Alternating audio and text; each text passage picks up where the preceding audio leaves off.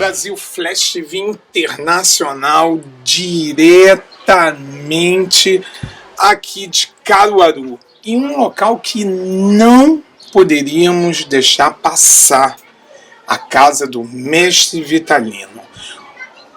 Uma pessoa assim que é muito importante dentro do artesanato de barro no Brasil inteirinho, e foi passado de pai para filho. Estamos aqui com o Severino Vitalino, que é o filho dele, que continuou realmente toda essa obra, que é uma obra de arte, é uma escultura, é personalidade feita com as mãos e no barro, diretamente na terra, no barro, e é ele que vai contar. Severino, que prazer, muito obrigado por ter dado essa oportunidade.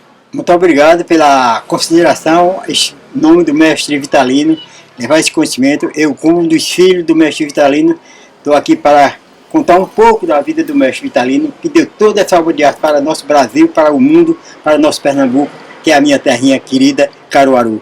Então, o Mestre Vitalino, em 1915, dá continuidade aos seus 6 anos de idade, quando ele fez a sua primeira peça, e este trabalho aqui, o Caçador do Gato Maracajá.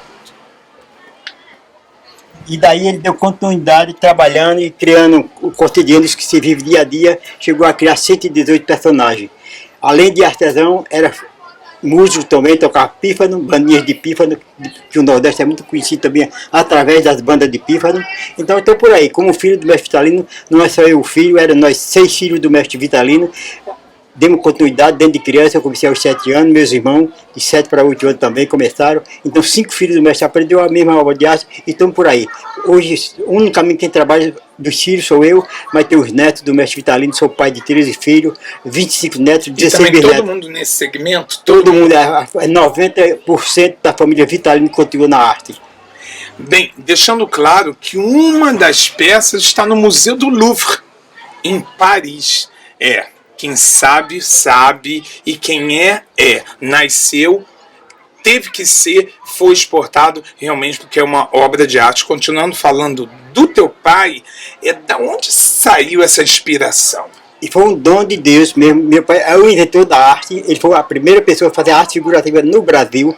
Então minha avó trabalhava com louças de barro, prato, panela, pote, e naquele tempo a pessoa era humilde, não tinha condição de outro material, não existia mesmo. Então o barro servia para a utilidade de casa, para beneficiar a família. Fazia prato, fazia o pote, fazia a panela para cozinhar e por aí vai. Então, como eu falei, aos 6 anos de idade, essa peça que o senhor chegou a falar que está em Paris, então é o boi, essa peça aqui, que ela representa o primeiro trabalho, a arte figurativa foi o Caçador do Gato Maracajá. Mas como criança ele fazia o boi, o cavalo para brincar. Então o boi é uma peça dessa mais uma que está lá, da história, representando a história do nosso Brasil, através do Mestre Vitalino.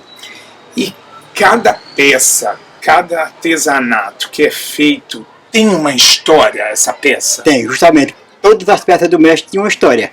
Como essa que eu contei, a história do Caçador do Gato Maracajá, a família do retirante, que foi uma coisa nosso nordestino, que nós sofremos muito há 50 anos passados, viajar, fugir da cidade sem poder ter condição de viver, ia para outro estado. Então é o retirante, vê a banda de pife que representa a parte folclore, vê o cirurgião dentista, vê o médico operador. Então cada uma peça, o vaqueiro que vai para o campo, vê a vaquejada e por aí vai. Todas as peças do Mestre Vitalino, as 118 de trabalho, tem uma história, tem um nome. E agora, esse segmento que o senhor está dando, né, todo esse desenvolvimento, a obra do teu pai, você tem a mesma inspiração quando faz uma obra, quando está moldando ela, você está pensando na história dela também? Justamente, quando eu faço, eu segui mais o estilo do meu pai, eu sou um continuador dos trabalhos do Mestre Vitalino, eu como filho. Então 95% talvez eu trabalho em cima da história do meu pai.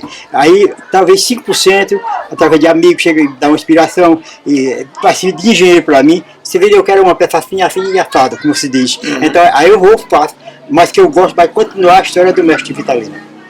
E essa quando você está compondo a peça, quer dizer, moldando a peça, acontece das vezes você sair diferente, você tem que mudar a história daquela peça, ou já entrou com aquela história naquela peça e ela realmente sai perfeita como seu pai.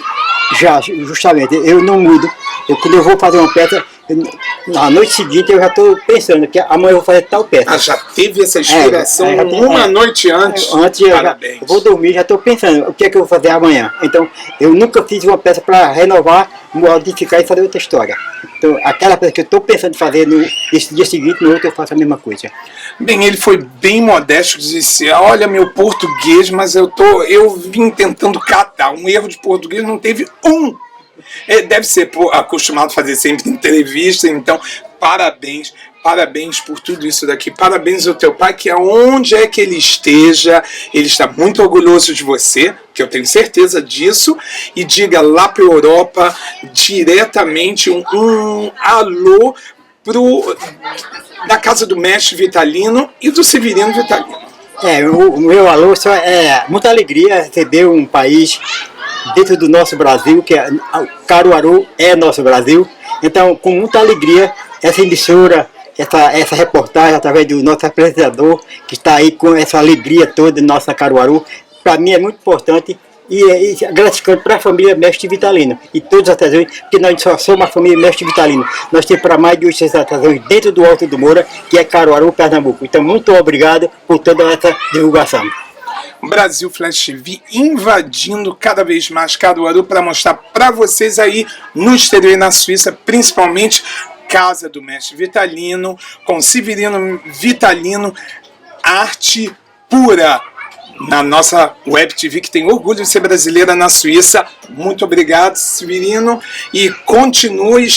E assim, a gente voltando aqui a Caruaru, vamos voltar de novo aqui, que é parada obrigatória. Vamos pedir a São Pedro, a Nosso Senhor Jesus Cristo, que eu esteja aqui, estou com 76 anos, que ele não me chame, não faça uma expressão tão depressa assim lá no céu, que eu estou aqui para trabalhar e mostrar a nossa cultura. Ele vai poupar um pouquinho, que a gente ainda vai passar aqui, sempre visitar o senhor, sempre dar uma palavrinha, que parabéns, fala muito bem.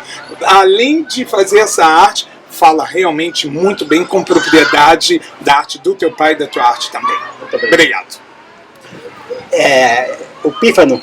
Pífano. O pífano que o mestre tocava também, representava. Posso pegar um? Pode pegar.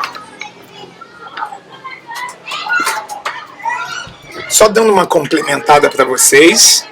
Isso aqui representa a cultura também, folclórico. Então, naquela época, nós não tínhamos festas para participar, a juventude, os adolescentes. Então, existia, cada uma casa tinha um santo, o pessoal era muito devoto. Então, fazia uma novena. Então, era a festa minha, naquela época, há 50 anos passados, era participar de uma festa de novena. Para uma noitada, reza, tem prendas, pandeló, frutas, todas as qualidades. Então, uma festa no período da noite, na casa dos moradores, que mora no sítio, no povoado, onde seja. Então, é a única festa que era naquela época, mais forte, era a novena, chama-se de novena, tocada pelo mestre Vitalino e os seus componentes. E o senhor também consegue tocar? Não, eu como filho do mestre tocador do pífano também, mas eu não consegui, então eu não me importei. Eu achava que foram uns 5%, né, que voltaram. Eu era baixinho, aí eu achava que eu podia crescer o beiço, tocando pífano. Aí eu não quis continuar, podia me achar, oxe, acaba mais feio com o beiço. Aí eu pensava, eu tinha essa ideia, pensar que o beiço crescia. E então, o beiço do seu pai cresceu? Não, mas eu tive esse problema. Eu queria ter na cabeça e aconteceu. Tá bom, mas passou lá a história, Brasil Flash TV, diretamente com o Severino, mostrando o pífano faltou os 5%, mas está aqui vivo a obra do mestre Vitalino. Muito obrigado, gente, e até aí na Europa. Obrigado, Severino. Ok.